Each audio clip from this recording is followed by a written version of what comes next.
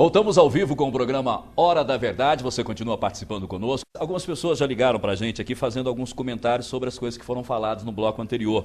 Por exemplo, o Roberto, ele ligou aqui até dando uma opinião, mas basicamente concordando com o doutor Humberto, porque ele disse assim, por que sempre a Igreja Católica, os integrantes da Igreja Católica agem contra alguma coisa que beneficia a saúde? Uma colocação, uma pergunta, mais ou menos dentro da linha que o senhor já estava falando no bloco anterior. Né? Não sei se exatamente podemos dizer assim que sempre, né? Mas é basicamente um avanço de todas as ideias. Primeiro porque a Igreja Católica é milenar. Então, muitas vezes as interpretações que são dadas para aquelas pessoas que estão hoje lá, elas precisam de avanço. O próprio Papa contribuiu muitas vezes com esse tipo de avanço. Mas o que eu queria reafirmar em termos de Constituição do Brasil é que o país é laico. Há uma separação entre o Estado brasileiro e a religião. Não é como em outras épocas em que se confundia o Estado e a religião. Então, isso é separado. E há brasileiros que têm outro tipo de orientação religiosa. Então, na verdade, o Estado e a Justiça em especial têm que se abrir para encampar todas esses campos religiosos e dar jurisdição aos brasileiros de todos os grupos. Ela que tem que dizer o que cada um tem o direito. Então, não me parece que deva continuar havendo essa confusão de muitas vezes ocorre. Agora uma pergunta aqui para a professora Maria Tereza, do Daniel Miguel. Professora, a senhora acredita que possa haver possibilidade de substâncias pré-históricas na composição do derretimento das geleiras polares agora? Esse estudo todo do aquecimento global aí está sendo muito falado? Esse estudo já foi comprovado, né? Você tem até substâncias como amônio, você pode fazer uma datação de quando ocorreram as geleiras, as últimas nevascas, enfim. Há a possibilidade, sim, inclusive bactérias. Os cientistas têm muito receio com relação a bactérias novas, não são novas, milenares, que estão ali acondicionadas, quietinhas e que possam ressurgirem, né? Como se estivesse numa grande geladeira, né? Como se estivesse guardado na geladeira. Essa que é a questão. Então, o aquecimento global, infelizmente, eu não douro mais a pílula, ele é irreversível, nós chegamos a um ponto, né? Não dá. Todas as pesquisas que a gente já viu, ele é real. O que a gente for fazer daqui para frente é para minimizar a desgraça. Infelizmente, é minimizar as consequências. Um adendo a essa resposta é que, inclusive, no caso das múmias que foram achadas naquelas geleiras da Europa, foram exatamente as pessoas que foram mumificadas lá estavam em condições bastante preservadas, né? Então, não é só uma possibilidade, é um caso real. Já aconteceu e é inevitável. Também não se deve ter muito medo disso, porque todo medo que se tiver também será absolutamente desnecessário, porque vamos dizer que acontecesse, como já aconteceu na época dos dinossauros, um grande congelamento que foi a era do gelo.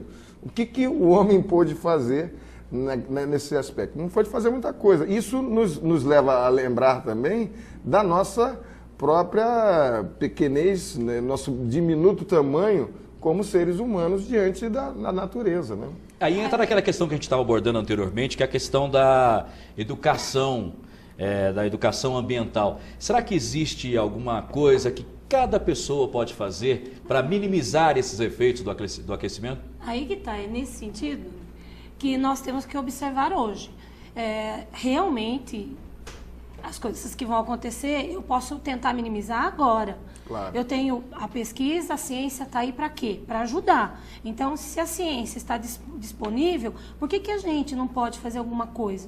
Então, se o ato de ter uma canequinha num congresso, eu diminuir drasticamente a quantidade de substâncias e de produtos que iriam para um lixão, eu já estou contribuindo. A partir do momento quando a GSC ela se propõe a todos os eventos que ela vai estar organizando, a partir desse momento, ela está procurando certificar todos os seus eventos para ser o menos impactante possível, é uma postura. proativa. Então, posturas proativas, todos nós podemos fazer. Por exemplo, um absurdo, que é um absurdo. Todo sábado eu brinco com os meus alunos. É hora de lavar o carro. No Brasil é um absurdo você lavar o carro com água potável tratada. Então, você vê donas de casa... Se tivesse que pagar, já não ia ser tanto Aí hoje tanto nós gasto, também né? discutimos a questão da cobrança da água. Eu cobro ou não cobro? Não, eu cobro como instrumento de gestão para educar a população. Então, aquela pessoa que está acostumada a lavar o carro ou pegar, eu chamo de vassoura hidráulica, mulherada que fica ali fofocando a vida alheia com a mangueira direto na rua. Com a mulherada, as entidades das mulheres vão já sem ofender reclamar. ninguém. Mas aí fica aquele gasto absurdo. Se eu cobro, se eu vou pagar mais, eu vou usar o balde, ou eu vou espaçar o tempo de lavagem. Enfim, eu vou acabar com o desperdício. Queria voltar naquela questão do lixo que você mencionou, porque, na verdade, a experiência daqueles que estão voltados ao meio ambiente tem dito que o seguinte: muitas das áreas de produção que tinham problemas na questão ambiental e as empresas, juntamente com as universidades, se dedicaram ao estudo do que poderia ser feito, acabaram descobrindo no seu lixo uma fonte de receita. E, além de evitar o problema, passaram a vender aquilo ali. Cito o pessoal da celulose, especialmente no Paraná, o pessoal da indústria da cana, das usinas de cana em São Paulo e lá em Campos, no Rio de Janeiro, que tinha um problema do vinhoto e que passaram depois de vender o vinhoto como insumo de adubação. E com isso passaram, ao invés de ter um problema, gastar dinheiro e desperdiçar também o seu produto, passaram a vender e causar menos problemas ambientais. Na verdade, o meio ambiente, quando ele se junta com a questão econômica, e que aconteceu há mais de 20 anos, ele ganhou uma força muito maior e passou a tocar fundo, né, no melhor do coração das empresas, que é a parte econômica, o bolso de todos nós. Né? Você continua? Eu tenho um dado interessante, que um dos palestrantes trouxeram hoje, um dado super interessante, do Banco Real. Num outro congresso, o professor Waldman, ele veio de um congresso e participou de uma palestra super interessante. A campanha do Banco Real de fazer toda a questão da sustentabilidade, talão de cheque, tudo reciclável, reciclado, enfim, toda essa campanha, as pessoas aderem, elas aderiram. Então, ele aumentou, inclusive, o seu corpo de clientes. Por quê? Porque as pessoas hoje, elas prestam atenção. Qual a conduta daquela empresa? E nós podemos fazer muitas coisas. O grande dado aí é que muitas vezes toda essa campanha, inclusive a campanha da questão ambiental, como desenvolve a FEBRABAN, a Federação de Bancos Brasileiros, passa por um marketing que vai muito mais do que o ato efetivo de preservação do ambiental, mas passa por um marketing de responsabilidade social que às vezes não é verdadeiro. E isso tem acontecido muito, a responsabilidade social tem sido muito utilizada. Então, é preciso atenção com o que há de verdadeiro na questão ambiental, porque há muita propaganda enganosa aí, e estou me referindo especificamente à questão dos bancos privados do país. Está na mão deles, né? Nessa questão está na mão deles a possibilidade de ele liberar uma verba para uma empresa poluidora ou não. Então, eles são um setor muito importante.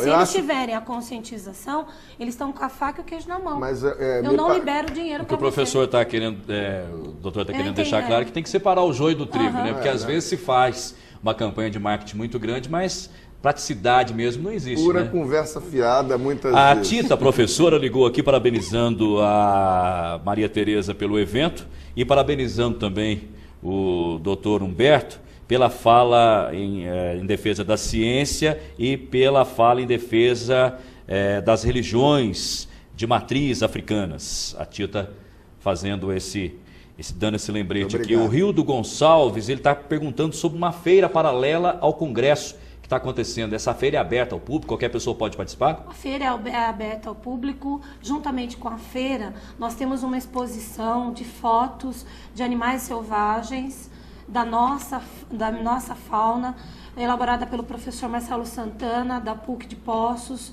Ele é do curso de Medicina Veterinária.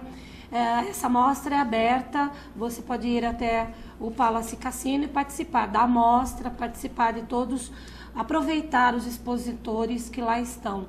E o cafezinho que a GSC gentilmente cedeu para que a AVOC, que é uma sociedade importante aqui em Poços de Caldas, né? Certo. Ela receba uma ajuda. Ok, daqui a pouco nós vamos continuar com esse bate-papo gostoso. Você que está nos assistindo nesta quarta-feira pode participar, continuar participando pelo 37216955. Depois eu vou querer que os nossos entrevistados aqui respondam a pergunta do Ricardo Castro, que ligou para a gente. Ele está falando por que não aceitar que países desenvolvidos contribuam financeiramente para a preservação e desenvolvimento sustentável e tecnológico da população da Amazônia. Vocês respondem essa pergunta depois do nosso intervalo. A gente volta já.